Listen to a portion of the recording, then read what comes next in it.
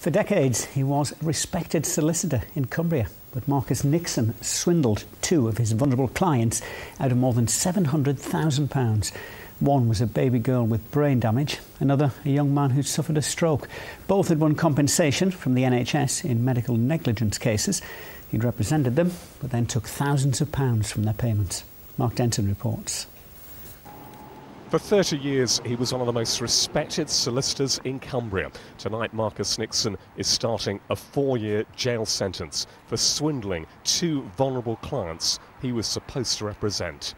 Nixon stole over £100,000 of compensation awarded to a baby girl who was brain damaged at birth. But on top of that, he also stole over £600,000 from compensation awarded to a young man from West Cumbria. He was awarded compensation after a doctor failed to diagnose that he'd had a stroke. Now, Nixon falsified letters, legal aid forms and court documents to take the money. Nixon, who was the partner of lawyer Kevin Commons, shot by Derek Bird in 2010, had spent years representing clients in highly complex cases of medical negligence. He pleaded guilty to 2 charges last month.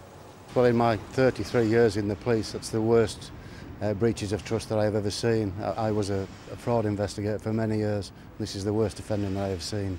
Sentencing Nixon to 4 years in prison, Judge Newell said his victims were vulnerable and there had been a breach of a high degree of trust and responsibility.